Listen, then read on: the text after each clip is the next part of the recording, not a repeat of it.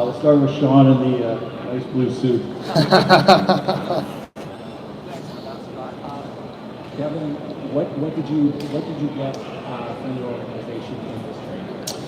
Well, obviously we're very excited about the pieces that we acquired. I managed to have a conversation with all of them today, and told them that it was an important step for our organization to add some depth and dimension. I think that we've got two younger players that I think are just starting to come into their own, have a tremendous amount of ability to grow, as hockey players, especially in Vilardi's situation where, he missed some very important years in the development world. And we all know, how development takes different shapes and forms and ebbs and flows and curves. And in his particular situation, when you lose those kind of years, it takes some time to grow your game. And I think we really saw last year, his coming out party as far as, what he brings to the table, and look forward to having him continue to grow. And Rasmus was another player that, when we go back and look at the history of our draft lists, and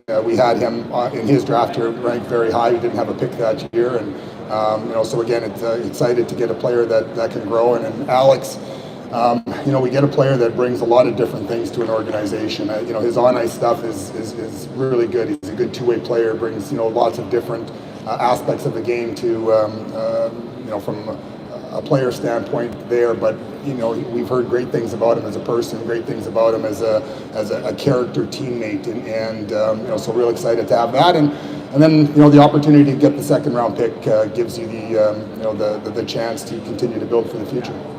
Does this in any way signal maybe a slight shift in philosophy on how you're going to build a team, how you're going to create a team that competes?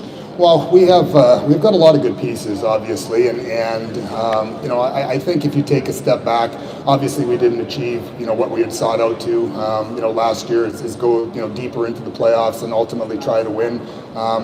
There's lots of things that came into play there for various different reasons that unfortunately we couldn't replicate our game one success and find a way to maybe win that game two and sneak out the overtime win. But we had some adversity along the way as well with some of our key players. So we think again, we do have good pieces, and we wanted to surround them. But the players that we got are players that have a capacity to grow and have the ability to become even better than what they are and contribute more. And it said like I meant depth and it gives us an opportunity to have many different options. Vilardi can play center, can play wing, so can Rasmus. So again, there's lots of real positives that we feel we gained. You've shown you're an organization that develops your prospects extremely well. When you take guys like this who are coming in, you talk about the progress they've made, coming out under Project Well, and a real defensive act when it comes to that. But I'm interested in, when you take a look at the development they've made, is the Winnipeg Jets style of getting what you can out of these players provide some maybe opportunity there that they wouldn't have seen in LA that they can see in Red Wings? Well, I think, obviously, every organization has different pieces, and players, when they're younger, players maybe have to get put in certain spots, and there's players over top of them. I think, these players here have an opportunity to play with maybe a different style of player, with maybe a different slotting in a lineup, and obviously for a coach now that needs to get to know them and find out what they're all really about. There's going to be time for all those kind of conversations between Bones and the players. And then obviously we'll see what happens with some other things as we move forward here. You got free agency coming up around the corner as well, so it's an exciting step for us. Go ahead, Murat.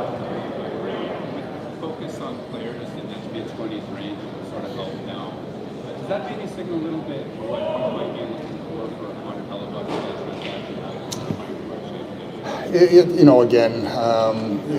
There's lots of conversations, obviously, at this time of the year. You can never really handicap what really transpires and doesn't transpire, what's available, what's not available. I think there's uniqueness in the marketplace right now where we're entering into another year of essentially a flat cap. I think there's lots of things that go on, just making a trade for that you used to be able to make when you knew the cap was going up a couple $1 million. You know, I think teams are looking at things differently in a lot of different respects. So sometimes teams need to move money, sometimes teams are flush with picks and prospects, and sometimes it's the opposite. So you know, it really comes down to opportunity meeting reality, and if there's something that works, then you strike. With some of those other players mentioning moving money seems to be a challenge around the NHL. Will you be looking to buy out Blake?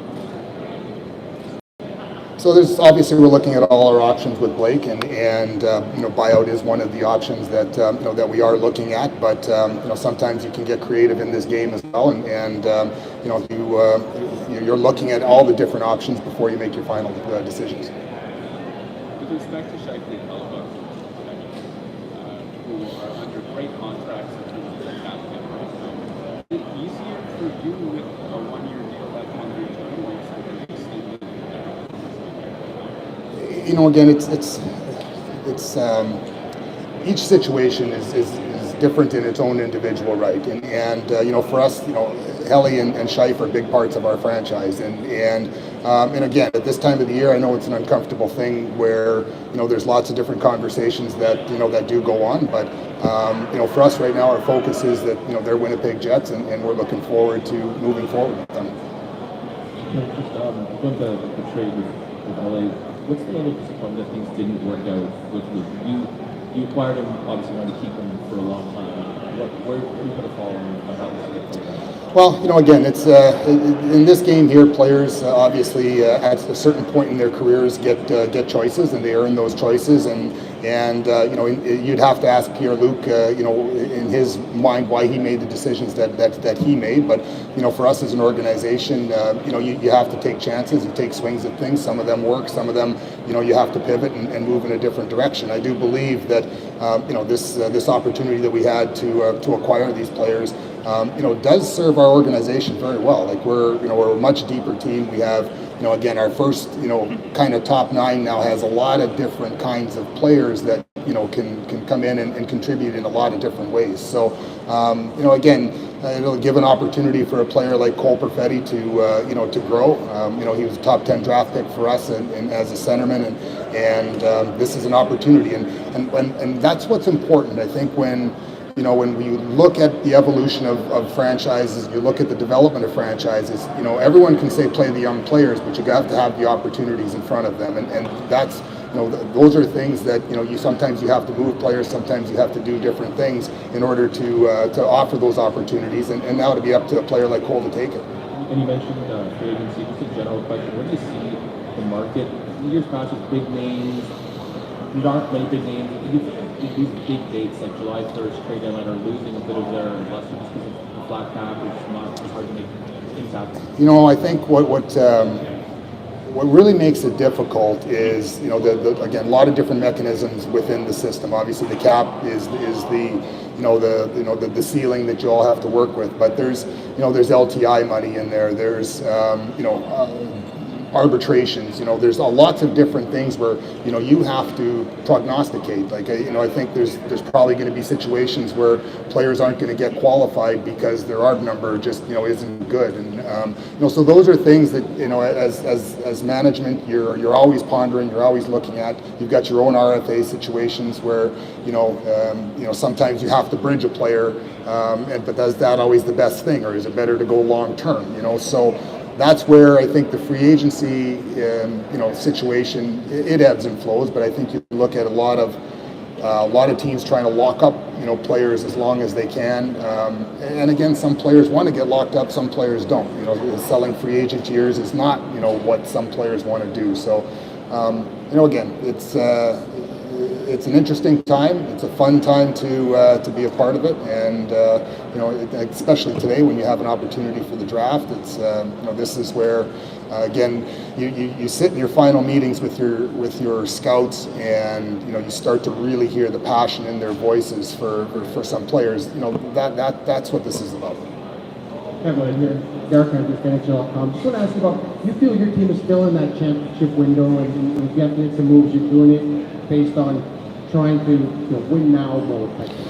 Well, I think you're always trying to win now. Obviously, there's, we've got some, again, I said in the onset here, we've got some good pieces. I think winning is an interesting dynamic. I think, you look at a team like Florida, just case in point, 2 years ago, they were the most active team at the trade deadline, trading picks, trading players, trading for everything.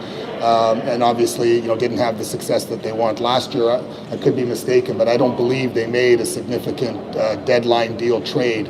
And lo and behold, they go to the Stanley Cup final.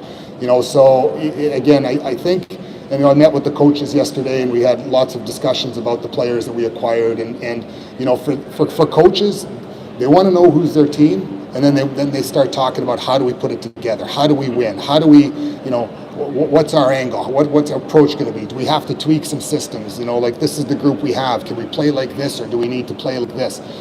That's the fun part of coaching, I think, because when you see them starting to talk and, like scribble in lines and scribble out lines, that's their fun times. And so you got to get a team to, be better than they are in September. You got to get them to be better, by the end of it in April. And that's what coaches do. And that's what having younger players potentially in your lineup gives you that opportunity, because they have the capacity to go from here to here in a season, whereas some veteran players, they're more ready-made. They're what you see is kind of what you get. So that's the excitement I think that I felt yesterday talking with the coaches.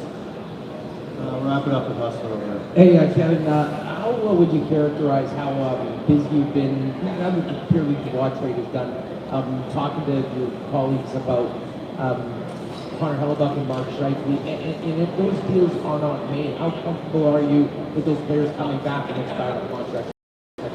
Well, I think I just said it. I said, they're Winnipeg Jets, and for us, they're big parts of our organization, and we'll look at everything that comes to us, but that doesn't necessarily mean we're jumping at anything. And again, I saw Helly at the awards ceremony the other night, and again congratulated him on obviously getting to be where he was to receive that nomination honor, and I talked to Scheif's representatives as well over the course of the last couple of days.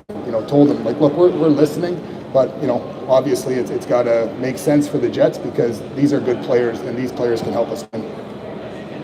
As it pertains to this weekend, you added the second rounder for next year into watch rate.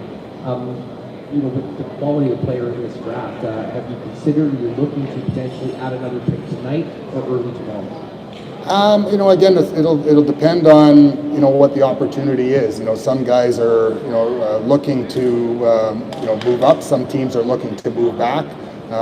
We don't have a second round pick right now to really be a team that looks at packaging something to move up. But we're at 18, so it's an interesting prognostication, I guess, when you sit there and you try to.